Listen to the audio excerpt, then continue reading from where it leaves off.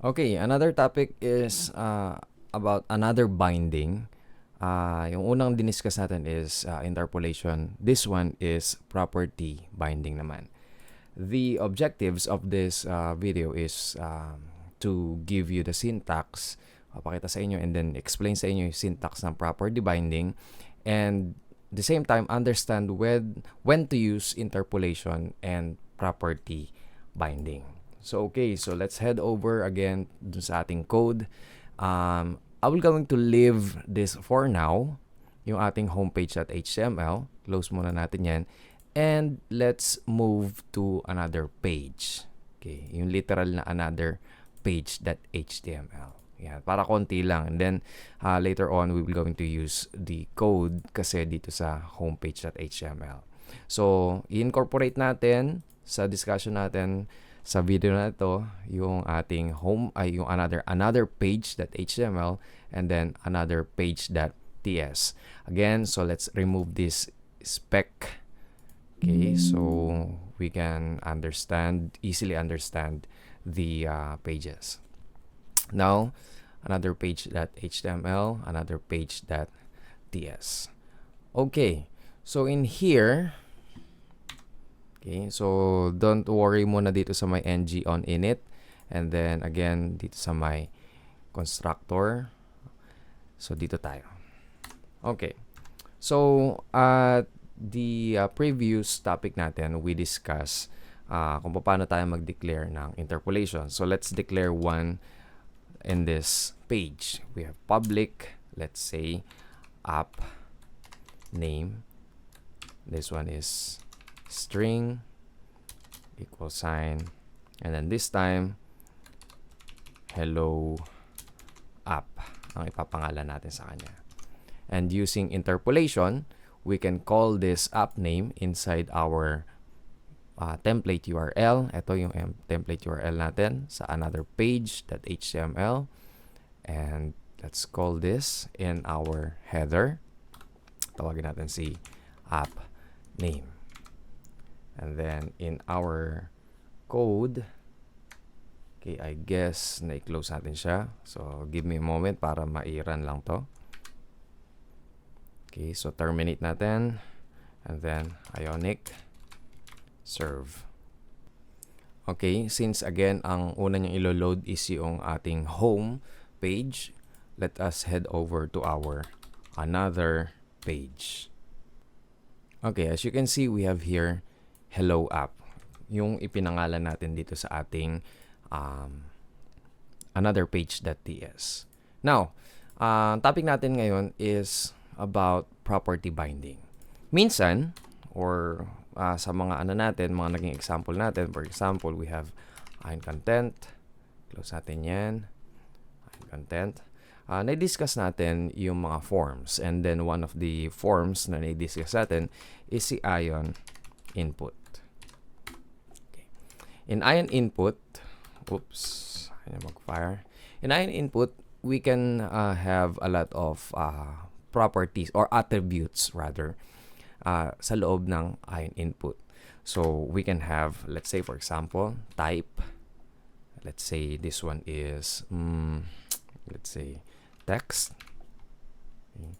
What else? We can add value in here. So let's say hello. Pagka itinype natin yan, yung hello, since value yung attribute natin, makikita natin sa output yung hello sa loob ng text box. This one is text box. So for us to visually see that this one is text box, dagdagan pa natin siya ng another attribute, or we can cut this one first and then create our ion, let's say grid, and then inside that ion column, lagyan natin si ion input, lagyan natin siya ng fill outline. Fill is again one of the example ng attribute. Okay, save, and then there you go. So ang focus nitong binding na to is to differentiate or para mailayo natin yung paggamit natin ng interpolation and then yung property binding. So this one is attribute name, and then this one is property. Okay. Dito, we can use interpolation by fetching or establishing the data in our TS, and then kunin din natin dito sa may HTML sa mga ganitong attribute. So, paano yun? So, let's say for example, let's say declare public input value, or you can name anything that you want, and then let's say hindi natin alam or pwedeng in the future pwede natin baguhin yung value nito. So let's say any na lang. Okay, since hindi tayo sigurado kung ano yung pwede natin ilagay in the future. And then this time ilagay natin ay 1, 2, 3 Delicious Radio. Okay. So ito yung pangalan ng property natin. We can interpolate instead of using value hello. So pagka tinanggal natin yung value, save natin. And then ito yung output natin. So kung ano yung ilalagay natin na text inside our value, kung ano yung magiging, ito yung mismo nandiyan sa loob na yan, ito for example yung gibberish na text na yan, that is the value of value. Okay, so etong type natin, ang value niyan ay si text. Si fill, ang value niyan ay si outline at the moment. Okay.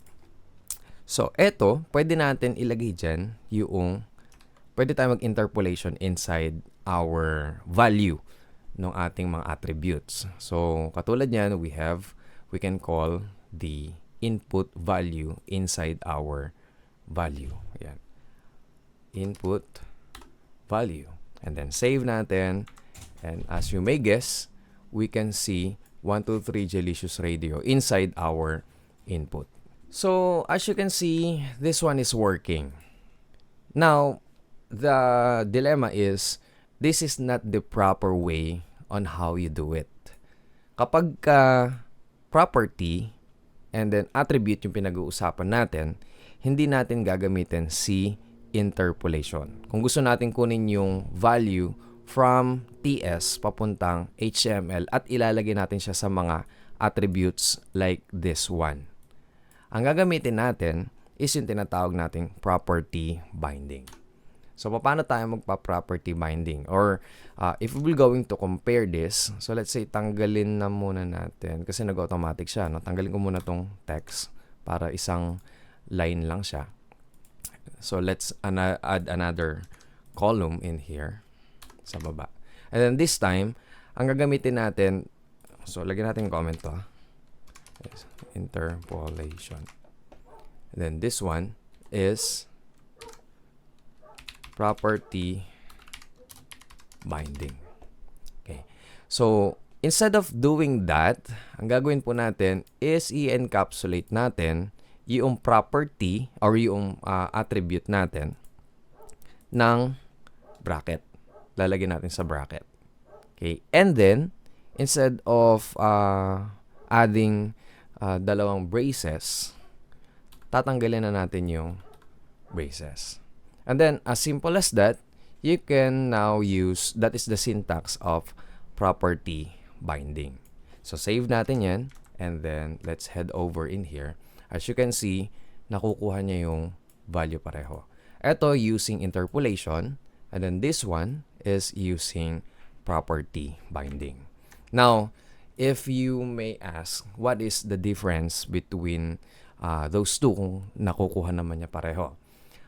I don't know kung hindi ko sure sa mga bagong labas ngayon ng Angular kung pinagparehas na nila or ni-resolve nila yung nagiging difference nito. But sa mga ibang videos na mapapanood nyo din using when they're discussing property binding, ang ni-resolve nila is yung paggamit ng, or ang difference nila na malaki is yung paggamit ng boolean. Wherein, for example, let's say we have here, kapag ka tayo ay let's say this one, tanggalin na natin yung value, ano? Yan. Yan. So I just want to have a single line lang para since nag-automatic nga yung formatting ko, ano? So gawin na natin ng tanggalin muna natin yung value. And then, let us replace this one dun sa may read only. Okay. Read only, that means you cannot add text inside your input like this one. Okay, so nagki-click ako sa kanya, ayaw. Then this one, nakakapag-type tayo. This one, the other one is not. So yun yung idea ng read only. Now, we can pass property para or i-declare yung property na yun as true or false, boolean. So gawin natin dito. Instead of public input value, palitan na natin yan since hindi naman na yan yung ginagamit natin. Let's declare public, let's say, is true or false. So, let's say, for example, yan yung pangalan natin. And then, this one, hindi any ang gagawin natin. Since they are intended for true or false lang, ilalagay natin boolean. Okay? And then, ang value nung is true or false na ilalagay natin ay true. Okay. So, again, since boolean siya, hindi din tayo gagamit ng single quotation. Kasi mag-a-act as, magiging string siya kapag ipinasok natin sa single quotation.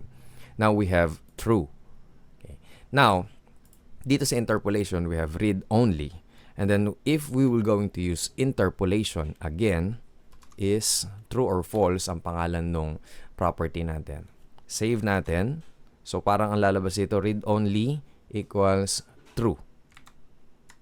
So, ibig sabihin, hindi tayo makakapag-type. But, when we change this into false, save, we can type something in here.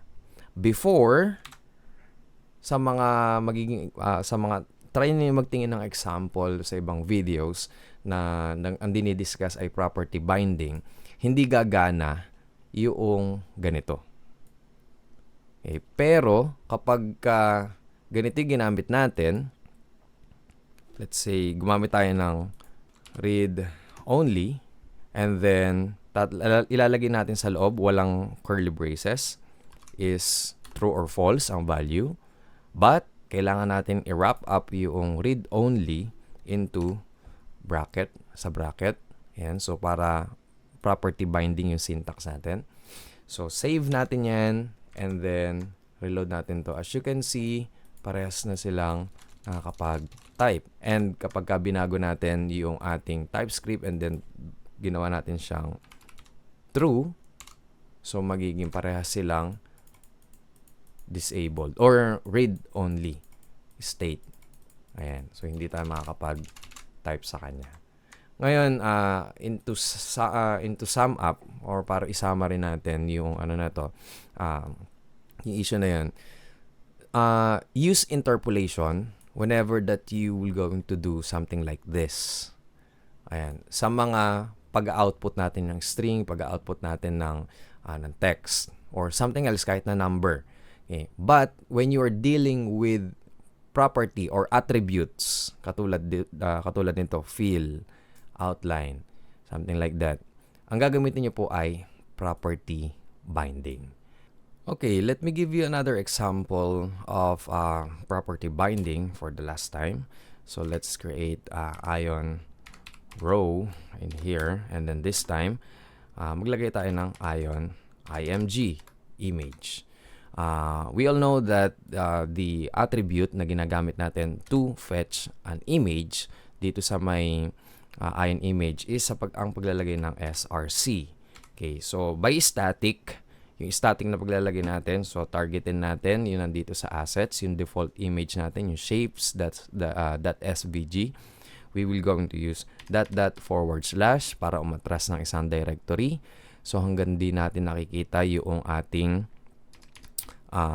assets. Ayun. So assets, and then we can target now shapes.svg.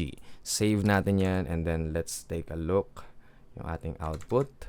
So as you can see, we have now another image for that. Now, okay, so ba't hindi siya sumagad? Kulang tayo ng ion column. Okay. Save natin, and then there you go. So gawin natin, gawin natin siyang dynamic. From TS manggagaling yung link natin. So, kukunin natin itong link na yan. Cut natin yan. And instead of doing that, we will going to use property binding. Okay, sasanayin na natin na property binding ang gawin natin, not interpolation. So, SRC, i-wrap up natin sa brackets. And then, lagyan natin, for example, sauce. For example. Okay, so we're going to declare sauce in our another page.ts. Okay, public sauce. And then this one is string equal sign, and then yung ating kinat na directory or na link. Then semicolon. Sauce, save natin, and then let's have a take a look. As you can see, working pa din siya. Okay, so yun yung mga basta ang idea, every time nagagamit ka ng attribute, ang gagamitin natin is property binding, not interpolation, because that is the proper way of doing it.